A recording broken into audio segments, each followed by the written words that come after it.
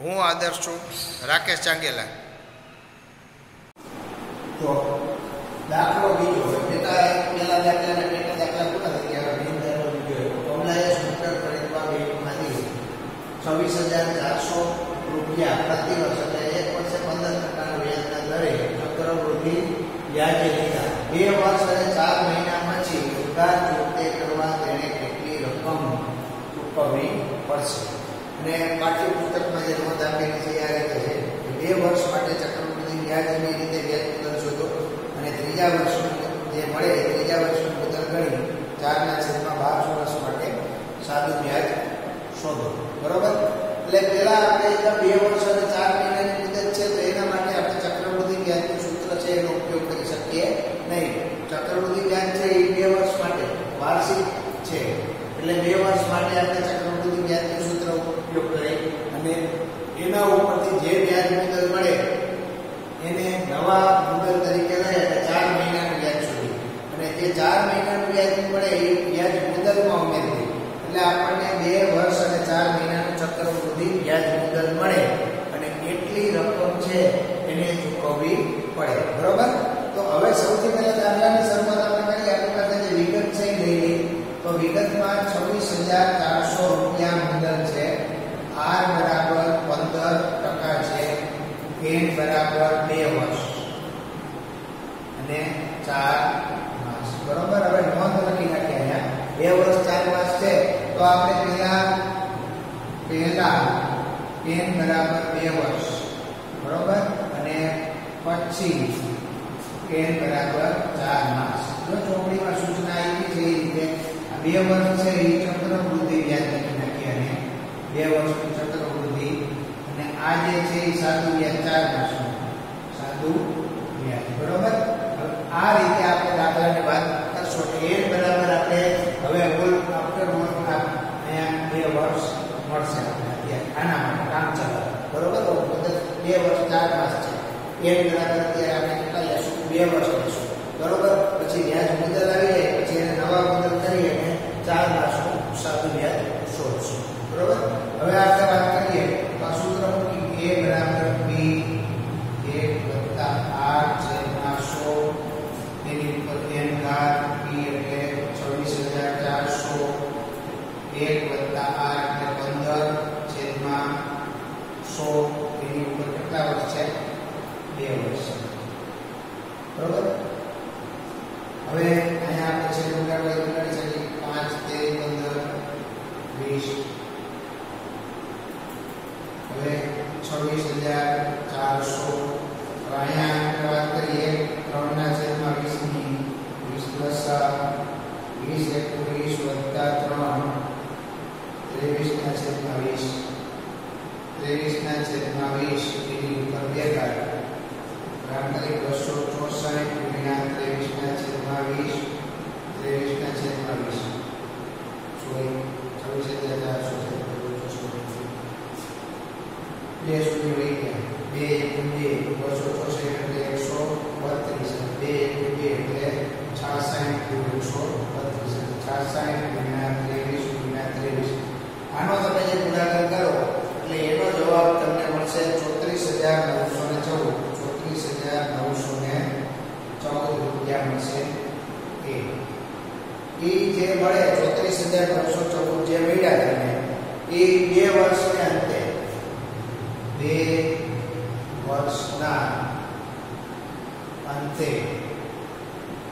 ચક્રવૃદ્ધિ વ્યાજ મુદ્દલ મળ્યું. 2 વર્ષ પછી 34,900 થાય. હવે આ 34,914 ને આપણે મુદ્દલ તરીકે લઈ તો અહીંયા આપણે દાખલાનો બીજો સેક્શન કરીએ તો અહીંયા P બરાબર 34,914 રૂપિયા 9 મુદ્દલ કે આપણે R બરાબર 15% એમ લઈએ N બરાબર 4 માસ એટલે 4/12 માસ.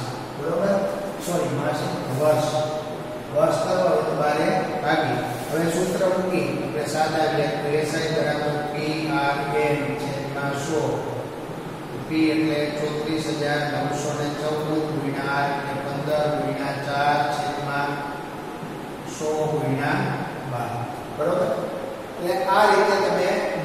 1/3 મૂકી શકો 4/12 છે 4 × 4 1/3 સાદું આ તો કદાચ ખબર ના પડે ભાઈ 1/3 ક્યાંથી હોય તો 4/12 એટલે આપણે પાઠ્યપુસ્તકમાં આપ્યું છે 4/12 હવે આપણે છેદ કાઢીએ તો 12 4 તેરી 12 4 × 4 3 × 3 5 તેરી 15 હવે 34,914 ગુણ્યા 5 છેદમાં 100 હજી એક 10 ઉડી જશે પણ આપણે રૂપિયા છે એટલે ઉડાડતા નથી બરોબર હવે એનો જે ગુણાકાર કરીએ તો આપણને જે જવાબ મળશે તો 1,74,570 1,74,570 છેદમાં 100 કેટલા થયા 1745.70 રૂપિયા આ શું આવ્યું 4 માસનું સાદું વ્યાજ બરોબર આ જે 4 માસનું સાદું વ્યાજ 1745.70 આવ્યું હવે એ છે એ આપણે કેમાં ઉમેરવાનું છે તો કે આ મુદ્દલમાં 34,914 તો આપણે કહીએ કે a બરાબર p વત્તા i આ s સોરી આપણે સાદું વ્યાજ p એટલે 34,914 વત્તા 1745.70 એટલે આ લખી 34,914 1745.70 અને બે મીંડા અહીંયા 0 7 9 5 16 36,659.70 36,659.70 આ એ 36,659.70 શું છે ફોર્મ્યુલા એ ચૂંટવા પડે કે પડશે બરોબર આ આપણો જવાબ થયો આવશે આવી રીતે દાખલો કરવાનો છે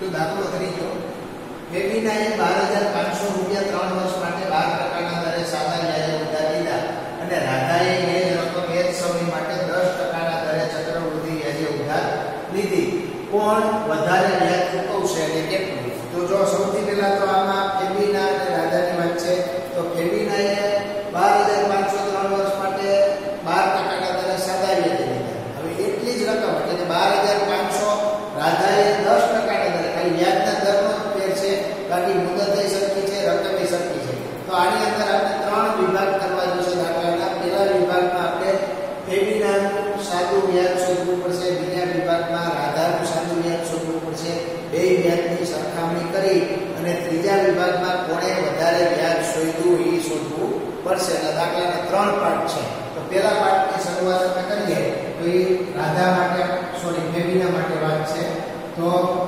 બેબીના માટે શું છે કે સાદું વ્યાજ છે બેબીના એ સાદા વ્યાજે રકમ લીધી તો આપણે રકમની વિગત ઉલ્લેખ કરતા કે p બરાબર 12,500 રૂપિયા r બરાબર 12% n બરાબર 3 વર્ષ બરોબર હવે અહીંયા આપણે સાદું વ્યાજ શોધી si બરાબર TRN છેદમાં 100 12,500 ગુણ્યા 12 ગુણ્યા 3 છેદમાં 100 12 તેરી 36 ગુણ્યા 125 એટલે 4,500 રૂપિયા કોનું છે બેબીનાનું સાદું વ્યાજ બેબીનાનું સાદું વ્યાજ બરોબર આપણે ભાગ પાડી દઈએ બોર્ડના કારણ કે જગ્યા વધારે છે ત્રણ વિભાગ છે અહીંયા આપણું થઈ ગયું હવે બીજા વિભાગમાં વાત કરીએ આપણે બીજા વિભાગમાં વાત કરીએ તો રાધાની વાત આવશે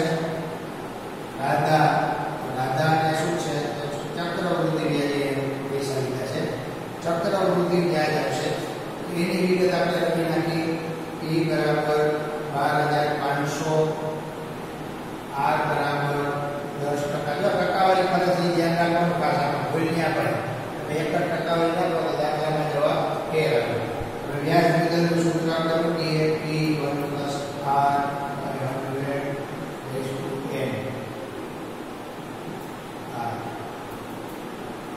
12,500 1 + R ને 10/100 અને 3 વર્ષ. 12,500 1 + 1/10 3. 12,500 ગુણ્યા 11 ગુણ્યા 11 ગુણ્યા 11 એમાં 10 ગુણ્યા 10 ગુણ્યા 10. બરોબર? ગાયા 1 + 1/10 એટલે 10 + 1 11/10. આપણે જેમાં કેવી રીતે છે 1 અને 2 શૂન્ય ઉડાડી દો. હવે 10 ને ઉડાડવાથી એમ રાખી દઈએ આપણે તો 125 ગુણ્યા 11 ગુણ્યા 11 એ લઈએ આપણે 125 ગુણ્યા 11 ગુણ્યા 11 ગુણ્યા 11 છેદમાં 10. આનો ગુણાકાર આવશે 1,66,375 1,66,375 છેદમાં 10 એટલે આવશે 16,637.5. હવે આપણે આના બરાબર આનો પણ 16,637.50. અહીંયા સીધો બિંદુ ઉમેરી દો તોય ચાલે. એટલે આપણે જે રકમ છે એમાં આપણે પૈસાની વાત કરવાની છે તો બે આંકડા આવે તો સારું હોય. આ એવું રાધાનું ચક્રવૃદ્ધિ વ્યાજ મુદ્દલ. આ વ્યાજ મુદ્દલ એવું. હવે રાધાનું ચક્રવૃદ્ધિ વ્યાજ તો આપણે વિગત કરી કે રાધાનું ચક્રવૃદ્ધિ વ્યાજ બરાબર CI બરાબર A - B એટલે 16,637.50 - 12,500. અહીંયા લખી 16,637.50 - 12,500.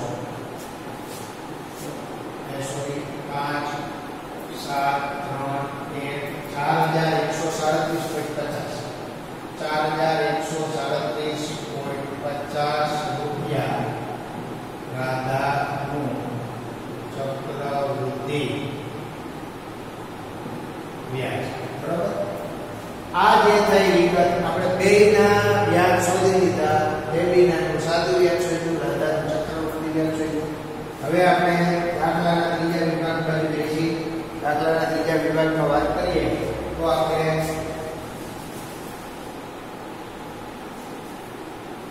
કોને વધારે વ્યાજ ચૂકવવું પડશે અને કેટલું. બરોબર? તો પહેલા જવાબમાં આપણે આપીએ કોને વધારે વ્યાજ ચૂકવવું પડશે કે પેબીના એ વધારે વ્યાજ ચૂકવવું પડશે. પેબીના એ વધારે વ્યાજ ચૂકવવું પડશે. પેબીના એ વધારે વ્યાજ ચૂકવવું પડશે. હવે કેટલું વ્યાજ ચૂકવવું પડશે વધારે તો એ જોવા માટે વધારાના વ્યાજ માટે તો જોઈએ તો કે વધારાનું વ્યાજ બરાબર કોનું વધારે છે પેબીનાનું વ્યાજ ઓછા રાધાનું વ્યાજ. પેબીનાનું વ્યાજ કેટલું છે 4,500 ઓછા 4,137.50. એનો બાદ એની બાદબાકી કરીએ 4,500 પછી બે બીજા ઓછા 4,137.50 શૂન્ય.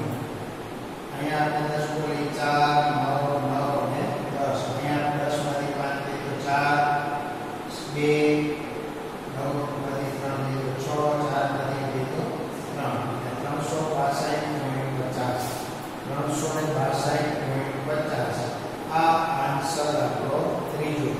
362.50 રૂપિયા પેબીના એ વધારે વ્યાજ ચૂકવવું પડશે. પેબીના એ વધારે વ્યાજ ચૂકવવું પડશે. બરાબર?